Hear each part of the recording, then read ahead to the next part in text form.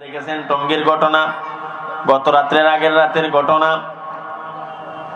উলামায়ে কেরাম তাওহীদি জনতা দ্বীপ দিয়ে আরামে ঘুমাচ্ছেন। রাত্র গভীর নজরুলের রহমতের সময় একদল গিয়া তাদেরকে আহত করেছে, কিছু লোককে হত্যা করে ফেলেছেন, শহীদ করে দিয়েছেন। কথা ঠিক না বেঠিক? কেন? তাদের অপরাধ।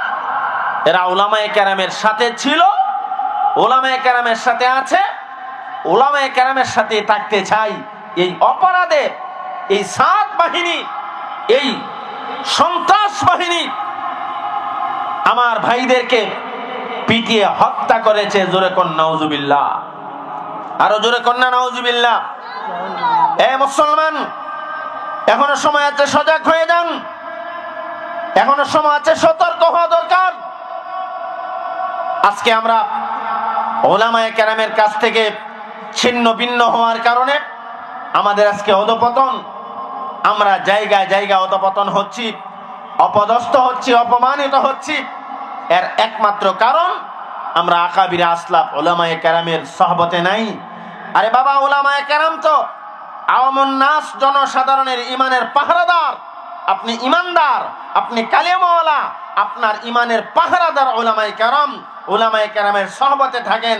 উলামায়ে কেরাম যখন ডাক দেই, যখন যা কিছু করবার, আমরা উলামায়ে কেরামের সাথে থাকবো ইনশাআল্লাহ। আরো জোরে কোন ইনশাআল্লাহ। এই তাওহীদি জনতা, মুসলমান ভাইরা, অন্তরের কান খুলে কথাগুলি শুনেন। সেই সময়ে বেশি দূরে নয়, সমস্ত বাতিল ফেরকার সাথে আহলে হক উলামায়ে কেরামের বিশাল এক দ্বন্দ্ব বেজে যাচ্ছেই। আজকে জায়গা জায়গা উলামায়ে কেরামকে ডিভাইড করার চেষ্টা করা হচ্ছে, উলামায়ে কেরামের মান ক্ষুণ্ণ করা হচ্ছে। উলামায়ে কেরাম শুরু থেকেই তাবলীগ জামাত, আপনার তাবলীগের প্রতিষ্ঠাতা যিনি, উনিও তো একজন আলেম, হযরত মাওলানা ইলিয়াস রাহমাতুল্লাহি আলাইহি, উনি তো আলেম ছিলেন। তাবলীগ জামাত তো ক্রমান্বয়ে উলামায়ে কেরামের হাত থেকেই সামনে অগ্রসর হচ্ছে। চট করে কেউ আইসা উলামায়ে কেরামকে বেঁধে রেখে তাবলীগ জামাত পরিচালনা করবার চাইলে এটা মেনে নেওয়া যায় না। এই সাদ সাহেবের সাথে আমাদের উলামায়ে আহলে হকের মত একমত নয় কেন? সে এমন কিছু উক্তি, এমন কিছু বক্তব্য পেশ করেছে, যেই বক্তব্যগুলি কেউ বিশ্বাস করলে তার ঈমান থাকবে না। আপনারা সোশ্যাল মিডিয়াতে দেখেছেন, তার বক্তব্য যারা শুনেছেন, সে বলেছে হেদায়েতের মালিক আল্লাহ নয়। জোরে কোন নাউজুবিল্লাহ। উলামায়ে কেরাম কেন তার সাথে একমত না? হেদায়েতের মালিক একমাত্র আল্লাহ নয়। সে আবার কারণ উল্লেখ করে, যদি হেদায়েতের মালিক আল্লাহ হইতেন তাইলে নবী রাসূল দুনিয়াতে পাঠাইলেন কেন? হেদায়েতের মালিক আল্লাহ নয়। জোরে কোন নাউজুবিল্লাহ। উলামায়ে কেরাম ফতোয়া দিছে সাদের ঈমান নাই। কথা ঠিক না বেঠিক? আরো জোরে বলেন, ঠিক না বেঠিক? শুধু তাই না, আমাদের আকাবির আসলাফ উলামায়ে কেরাম মসজিদে আপনাদেরকে নামাজ পড়ায়, আপনারা পিছনে নামাজ পড়েন। আপনাদের ছোট ছোট বাচ্চাদেরকে মক্তব পড়াই। মাদ্রাসায় উলামায়ে কেরাম খেদমত করে। কয় টাকার বেতন দেন? আপনি দেখেন, প্রত্যেকটা প্ল্যাটফর্মে যারা চাকরি করেন, আপনার বেতন আর উলামায়ে কেরামের বেতন কত ব্যবধান। অল্প কিছু বেতন, পারিশ্রমিক নেই। এটা অবশ্যই হালাল, জায়েজ আছে, কিন্তু সাফ সাফ ঘোষণা দিছে মাদ্রাসা মসজিদে ইমামতি কইরা, মাদ্রাসায় শিক্ষকতা করে বেতন নেওয়া যাবে না। এই বেতনটা বেশ্যা মহিলা বেশ্যাগিরি করে যেই টাকা ইনকাম করে, এই টাকা থেকে আরো খারাপ হয়ে যায়। জোরে কোন নাউজুবিল্লাহ।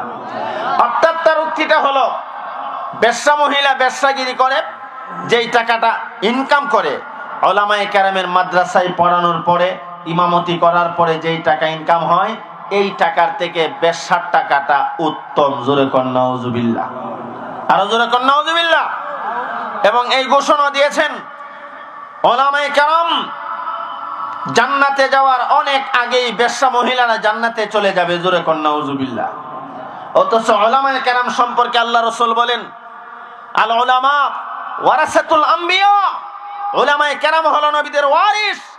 নবী বলেন, এ উম্মতের দল, আমি নবীকে তোমরা পাইবা না।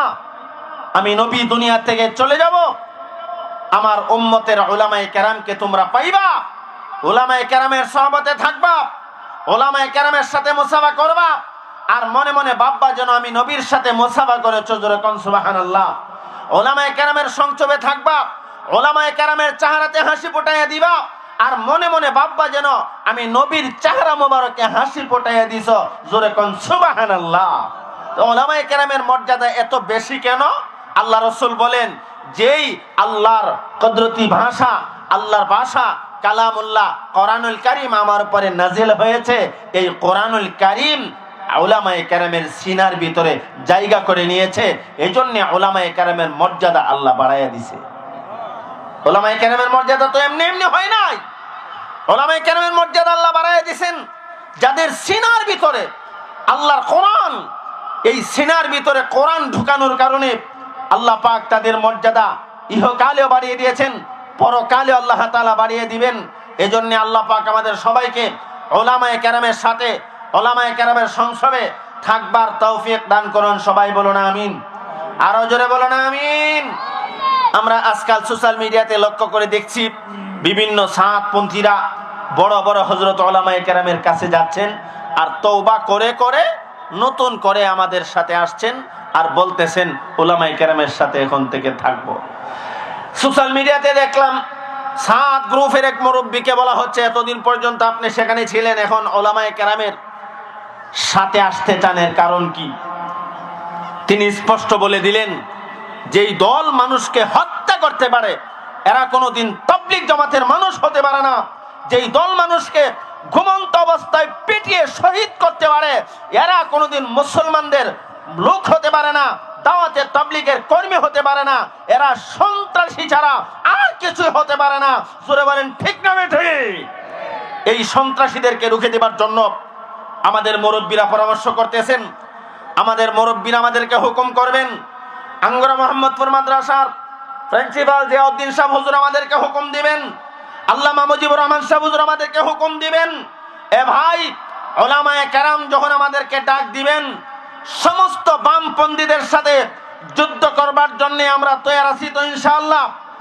যদি প্রয়োজন হয় এই সাত গ্রুপ কেন, সমস্ত কাদিয়ানি কেন, সমস্ত বামপন্থীদের সাথে, সমস্ত বেঈমান নাস্তিক মুরতাদের সাথে যদি প্রয়োজন হয়, আর আমার আকাবাদের আকাবিরা আসলাফ উলামায়ে কেরাম আমাদেরকে ডাক দেয়, এই সাত গ্রুপের সাথে জিহাদ করবার জন্য প্রয়োজনে মাথায় কাপনের কাপড় বেঁধে ময়দানে ঝাঁপিয়ে পড়ার জন্য কারা কারা তৈরি আছেন হাত তুলে দেখা। আল্লাহ আমাদের হাতগুলো কবুল করুন, সকলে বলুন আমিন।